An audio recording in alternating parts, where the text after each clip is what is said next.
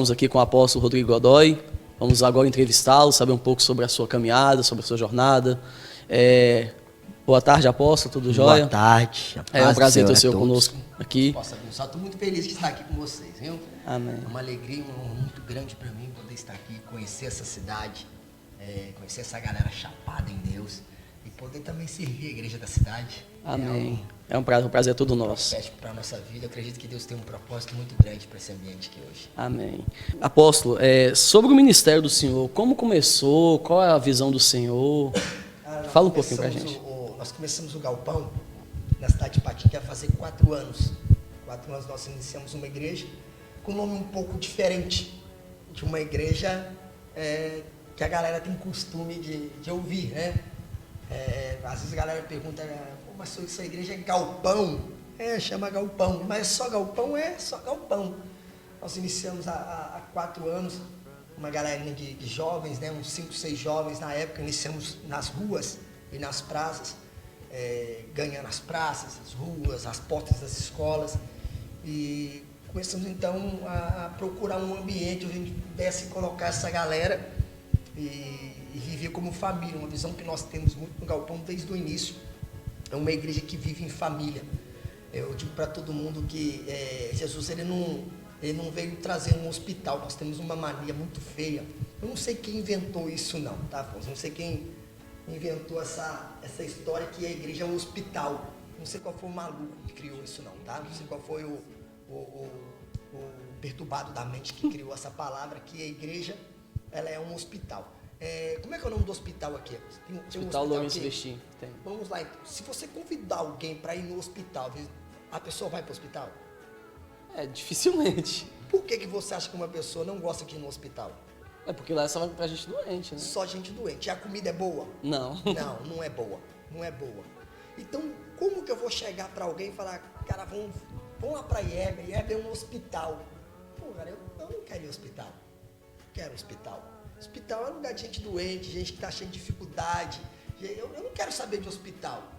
Então, a gente precisa quebrar essa doutrina que foi criada, que a igreja é um hospital. Porque o hospital ninguém quer saber de ir.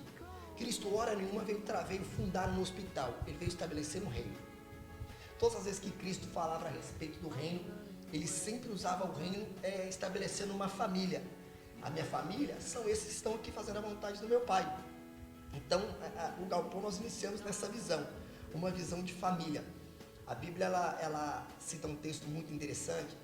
Ela diz assim, o verdadeiro evangelho, a verdadeira religião é os órfãos e as viúvas.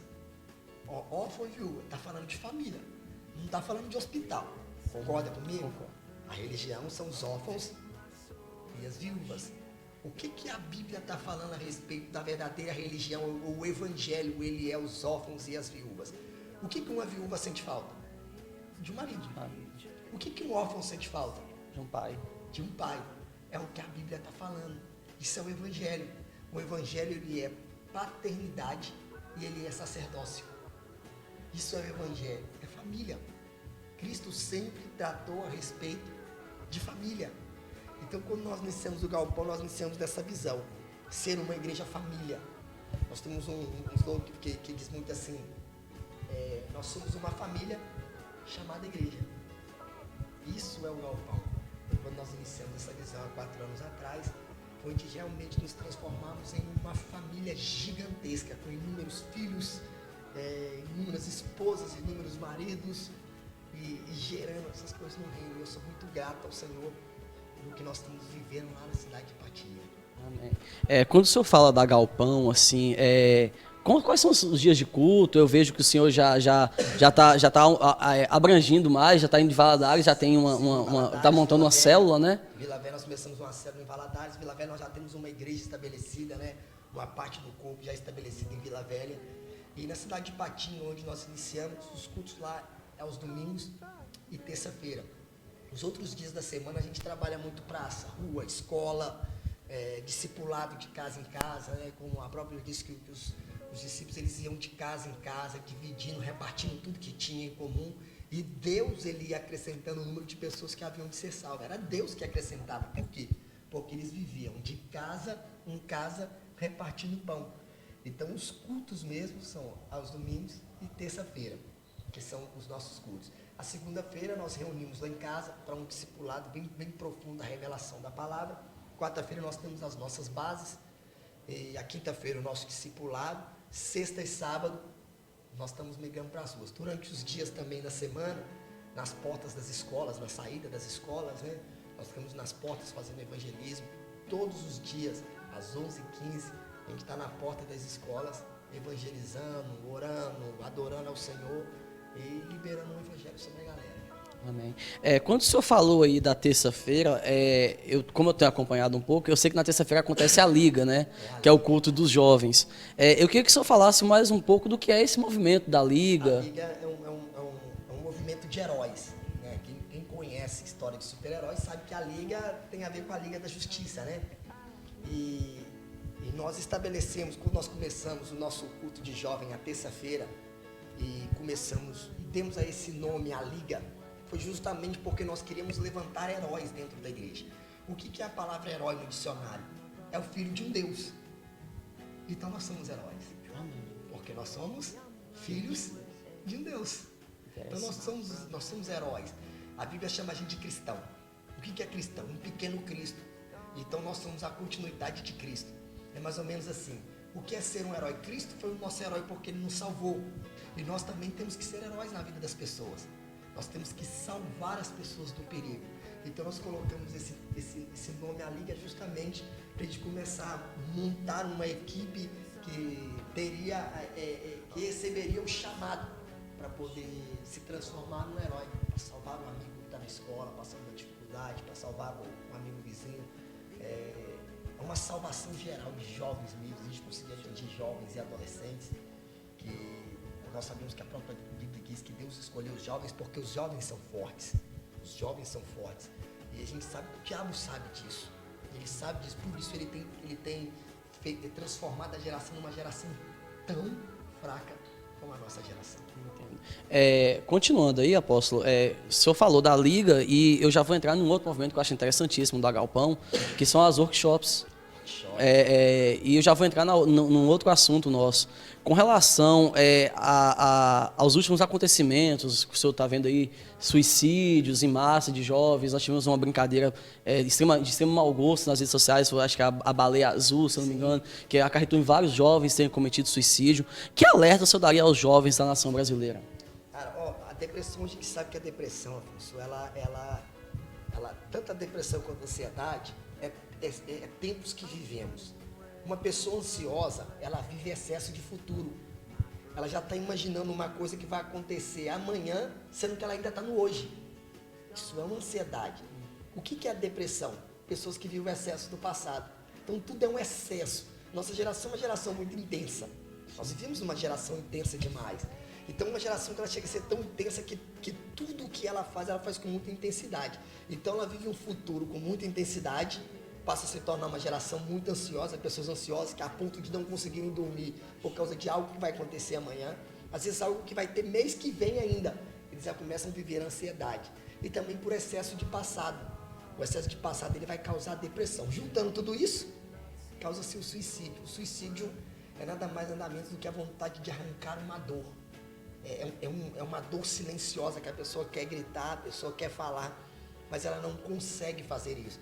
E ela acredita que com a morte ela vai conseguir se livrar dessa dor. Só que aí começa a dor da condenação própria. Então a gente precisa fazer com que a nossa geração passe a viver dia após dia. Esquecer o passado, esquecer o futuro e passar a viver do presente. Porque o amanhã só pertence a Deus. A Bíblia é bem clara, não viveis ansiosos pelo dia de amanhã.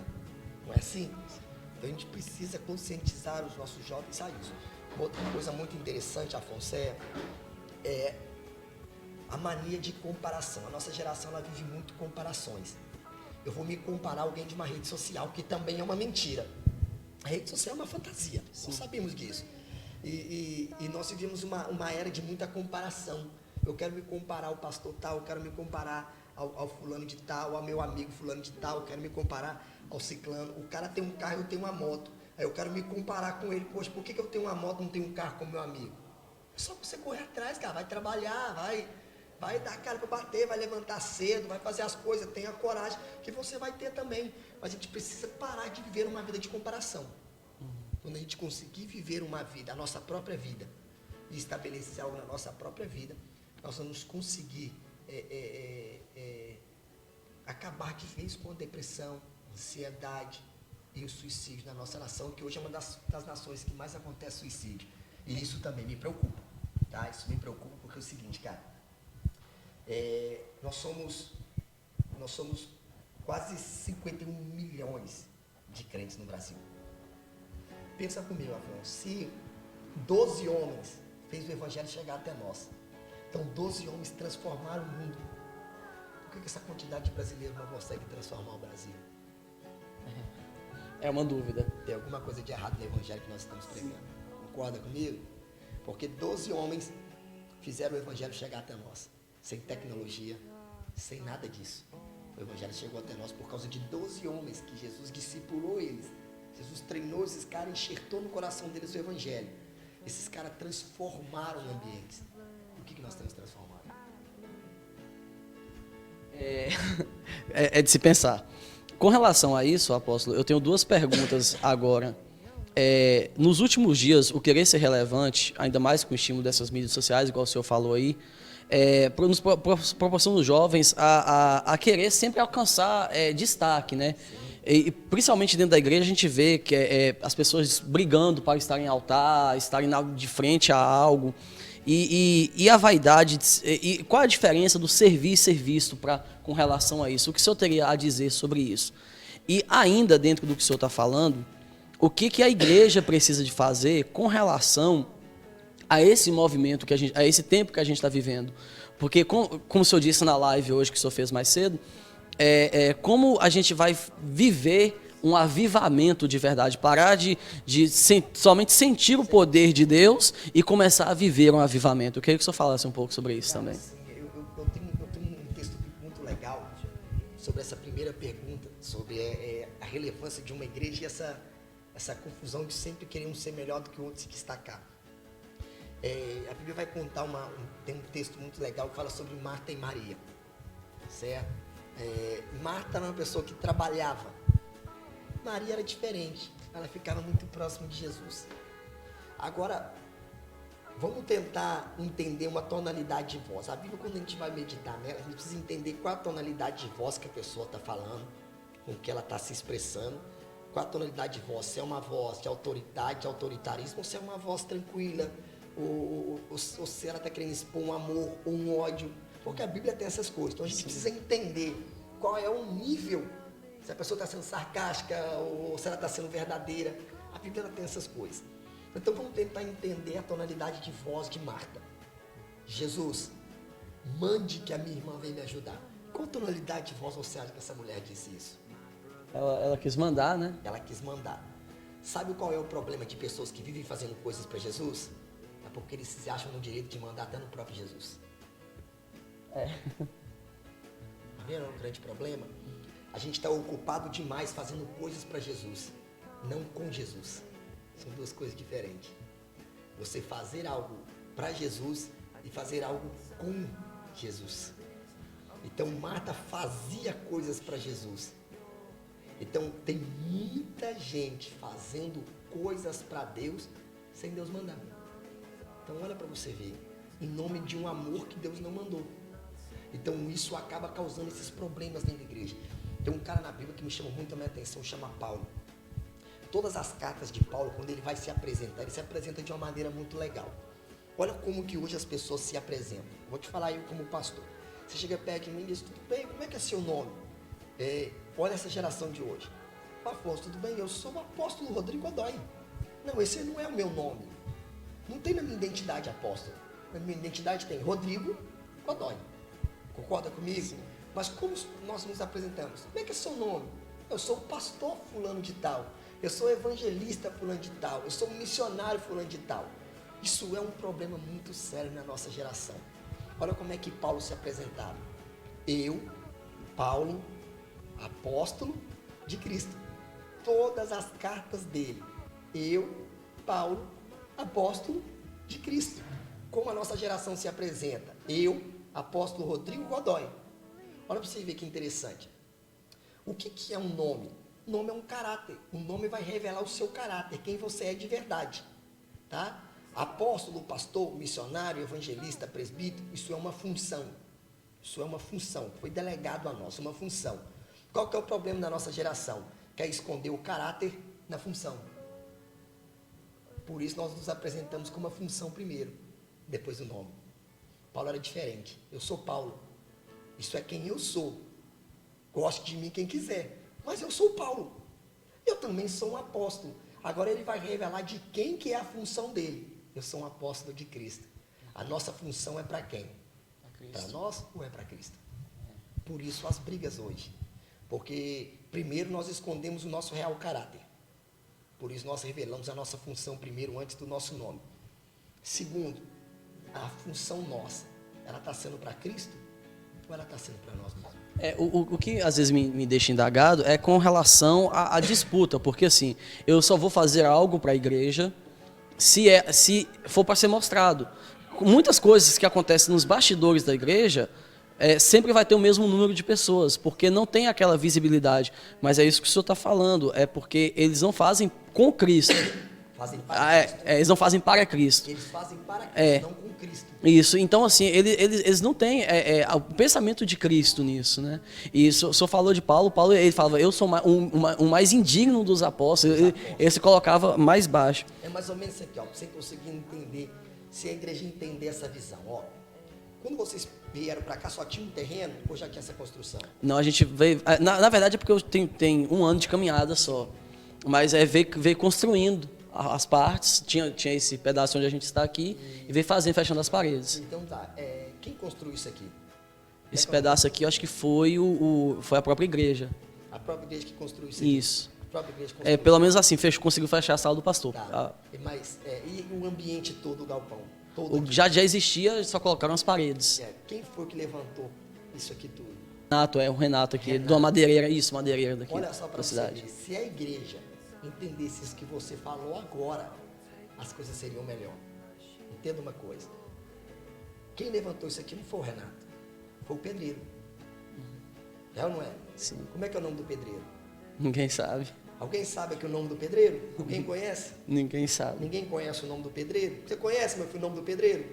O pedreiro que construiu isso aqui? Ninguém sabe. Isso é a igreja. Você está vendo? Uhum. Isso é a igreja. Isso é a igreja. A igreja, ela é isso. Quando eu entendo que igreja é isso, as coisas são diferentes. Olha para você ver, eu perguntei quem construiu, você falou é o Renato. Por que você falou que é o Renato? Porque foi ele que pagou por isso aqui. Sim. Ele é o dono, concorda comigo? Mas ninguém lembrou do pedreiro. Porque na verdade quem construiu isso aqui foi o pedreiro, não foi o Renato. Foi o pedreiro, concorda comigo? Isso é a igreja. Os pedreiros não tem que ter um nome reconhecido, só o dono da obra. Isso é interessante, Tá vendo? Quando a gente entender que nós, como pedreiros, não temos o nosso nome reconhecido, mas o dono da obra, que pagou por ela, aí as coisas vão mudar. Nossa, forte. Apóstolo, com relação ao avivamento, que foi a segunda pergunta, o que é o avivamento e o poder de Deus, como o senhor falou hoje, e nesse momento, assim, o Brasil está vivendo um avivamento de verdade ou um falso avivamento? Vou te explicar o que é um avivamento e você vai me responder se o Brasil está vivendo avivamento ou não, tá? Nós confundimos avivamento com o poder derramado dentro da igreja, tá bom? O que é derramado dentro da igreja é um mover, algo que nós recebemos de cima para baixo. Isso é um mover. O que é avivamento? É o que nós fazemos com um mover fora daqui. Isso é avivamento. O que é avivamento? É quando eu pego o mover que eu recebi aqui, eu passo a liberar por onde eu passar. Isso é um avivamento. Então pensa comigo, Paulo chegou numa cidade de Éfeso, tinha 6 homens. Ele perguntou para esses homens, vocês conhecem o batismo com o Espírito Santo? Os homens disseram, não conhecemos, só conhecemos o batismo de João. Ele pegou e colocou a mão na cabeça dos homens e disse, então sejam batizados no Espírito Santo. Paulo ganhou a cidade inteira para Jesus com 6 homens. Em 3 dias, Paulo criou uma igreja em uma ilha, onde ele estava sendo preso. Ele estabeleceu uma igreja numa ilha, num o barco naufragou, ele estabeleceu uma igreja e ele começou um trabalho ali. Então, avivamento é uma transformação de vida. De vida de quem? De pessoas. Isso é avivamento. É quando eu pego o que eu recebo e passo a liberar sobre as pessoas. Então, o avivamento, ele tem que transformar por onde alguém que recebeu um mover tem que se transformar através dessa pessoa. Se eu entrar no lugar, aquele lugar tem que ser transformado. Isso é avivamento, tá? Isso é avivamento. Agora eu vou te perguntar, com tanta corrupção no Brasil, com tanta morte, tanto tráfico de droga, o Brasil está vivendo avivamento? Não. Não está. Então, esse é o verdadeiro avivamento, né? O avivamento é manifestar... manifestar o poder manifestar de Deus por onde eu passar por onde e passar. transformar pessoas por onde eu passar. Sim, é correto. E o apóstolo, assim, com relação aos jovens que estão na igreja, o que o senhor diria, assim, o que o senhor deixaria de mensagem para os jovens da IERB que vão assistir, para os jovens das outras igrejas de Carlos Chagas, e assim, e do Brasil, porque essa entrevista vai para o nosso canal, então eu queria que o senhor deixasse uma mensagem assim, direta para os jovens, de como se relacionarem na igreja e como se entregarem verdadeiramente ao avivamento, né? Zé Afonso, um erro que nós cometemos muito grande no passado é que a gente taxava os jovens como burros. Tá? A gente colocava os jovens dentro da igreja, a única coisa que a gente sabia falar era de prostituição, pornografia e relacionamento de jovem. Que eles estavam no pecado, que viviam no pecado, como se jovem fosse burro. Era o que a gente fazia com os jovens da igreja. E nós esquecemos que os jovens, eles são a força da igreja. E você só consegue mudar a vida de alguém quando você ensina a ele a palavra da verdade. Um jovem, ele é capaz. Timóteo, cara, começou a pastorear novo. Era um cara que caminhava junto com Paulo. Ele tinha as mesmas dificuldades dos jovens de hoje. Mas qual que é a diferença? Ele teve alguém que deu paternidade a ele. Alguém que cuidou dele. Alguém que estava junto com ele para ele confessar os pecados, confessar as fraquezas. Hoje, cara, a gente vai ouvir o pecado de um jovem, a gente vai detonar ele. A gente parte pra dentro mesmo, falando que ele é um fraco, que ele é não sei o quê, que ele não sei o quê, que é um menino inconstante. Como que o jovem vai ficar na igreja? Se a gente só sabe dar marretada nos caras, só sabe dar paulada na galera, mano. Não é assim que funciona. É ensinando a verdade, é ensinando a Bíblia, é sentando com eles, dando a eles paternidade, mostrando que eles podem confiar na gente. Porque os jovens, eles são essa força, os jovens, eles são o futuro da igreja. Então, se eu não pegar essa galera e começar a ensinar essa galera, mostrar a Bíblia para eles, mostrar que a igreja, ela tem muito mais para oferecer do que o mundo. O evangelho tem muito mais para oferecer do que o mundo, porque o evangelho, ele é vida. O evangelho, ele traz vida, o evangelho traz alegria. Eu digo para todo mundo, Deus, ele não proíbe você de nada. Ele não é um Deus proibitivo. Deus não te proíbe de ir em festas. Deus não te proíbe de ter amigos. Deus não te proíbe de vestir certos tipos de roupa. Deus não te proíbe dessas coisas. Pelo contrário, se tem um Deus que é festivo, é o nosso Deus. O nosso Deus.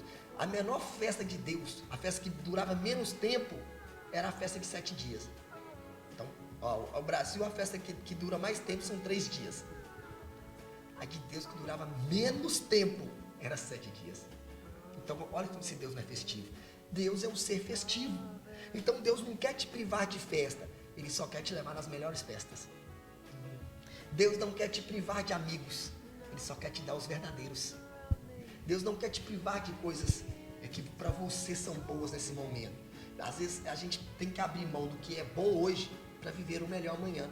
Então, a juventude hoje, se a gente começar a ensinar para eles que o evangelho tem muito mais para oferecer a eles do que o mundo, a gente vai passar a entender a mente desses jovens e passar a ganhar eles para Jesus, transformando a vida deles, discipulando eles, dando paternidade a eles e mostrando para eles que eles podem confiar na gente. É uma questão de confiança. Se um jovem confia em mim, ele vai aceitar eu repreender ele. Eu não preciso subir no altar e quebrar o pau com ele. Eu não preciso de julgar ele na frente das pessoas. Eu não preciso disciplinar o jovem. Pelo contrário, eu tenho que dar amor a ele. O amor, ele é capaz de transformar todas as coisas. Cara, eu era um cara complicado. Você era um cara complicado. Mas Jesus olhou pra gente e disse, olha, eu vou ter que morrer com uma miséria dessa. Mas eu vou morrer. Cara, se Jesus fez isso comigo, que era um cara miserável, complicado, por que agora que eu me converti, que eu me acho santo, eu vou julgar o próximo? Por que eu não faço por eles o que Jesus fez por mim? Entende isso? Então a gente precisa fazer isso com essa juventude, porque lá lá fora, o mundo faz, até ganhar eles. Depois que ganha, o mundo destrói a vida deles. O mundo destrói. Primeiro o mundo dá amor, depois destrói. Cristo não. Cristo, ele dá amor e amor até a eternidade. É isso que a gente precisa entender e que os jovens precisam viver. E é isso que eu profetizo sobre a vida dos jovens dessa cidade, dos jovens da nossa geração. Que eles entendam que Jesus é a única alegria verdadeira. Amém. O apóstolo, para encerrar, hoje nós estamos no segundo dia do nosso primeiro Resgatados. Ontem foi pancada. Ontem foi fogo e hoje a nossa expectativa é muito grande. Eu queria saber qual a expectativa do Senhor e queria que o Senhor deixasse um recado para a galera que vai estar acompanhando a gente aí. Pois eu tenho para falar com vocês. Não venha para a igreja, nunca venha num culto, nem com fome, nem com sede. Tá? Nós temos um defeito de falar, cara, você tem que vir para um culto com fome de Deus. Não. Quem está com fome, come qualquer coisa. Concorda comigo? Quando eu chego em casa com muita fome, eu saio catando o resto de comida, faz um mexido ali, você come qualquer coisa. Você está com muita fome. Mas o domingo não. O domingo você quer comer coisa boa. Por quê? Porque você tem tempo. Você está com tempo. Então, quando a gente vem para a igreja com fome, a gente come qualquer coisa que dá pra gente. Qualquer coisa a gente come. Aí chega em casa, a gente passa mal. A gente vomita o que a gente comeu, porque a comida era ruim.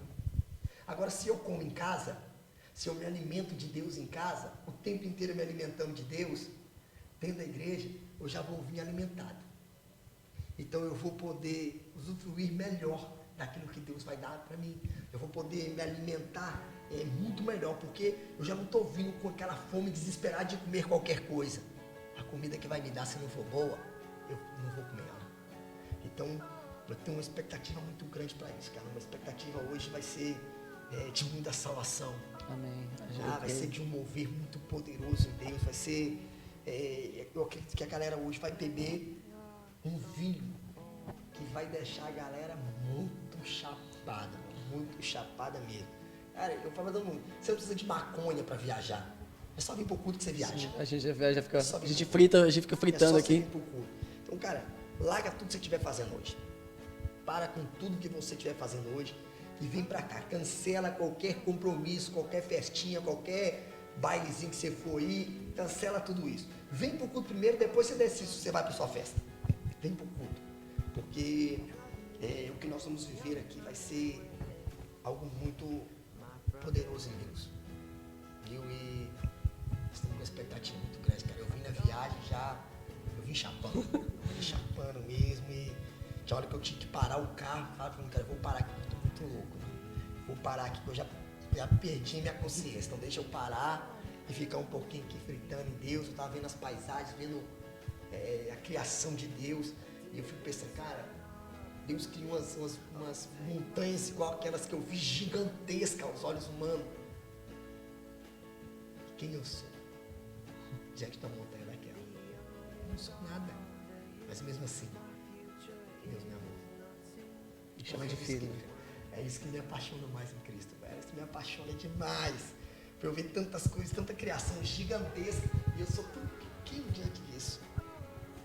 E Deus é apaixonado por nós. É isso que eu tenho para deixar para vocês. Amém. Ô apóstolo, para a gente é uma honra ter o senhor aqui conosco. Já fica o convite já para o próximo Resgatados. A gente vai montar vir com mais antecedência, porque é o que a gente sempre fala, é sempre bom termos pessoas que são cheias de Deus próximo. E a gente está vendo, assim, devido ao movimento do Resgatados, nós estamos tendo um mover de Deus muito grande. Eu tenho certeza que hoje não vai ser diferente. Com a presença do Senhor aqui também não vai ser diferente. Então, nós agradecemos em nome da IERB, agradecemos em nome dos jovens e estamos juntos. Deus abençoe. Afonso, obrigado. Amém. A igreja também o pastor, essa galera que recebeu a gente tão bem como vocês receberam. Você sabe que, na verdade, não é honra nem para a igreja me receber. É honra para mim ser recebido pela igreja. Porque se a igreja abre as portas para um pregador ou para um cantor, a honra, na verdade, é para nós, não para a igreja. Amém. Entendeu? Deus abençoe vocês. Certinho aí. Muito obrigado, apóstolo. Até a próxima, gente.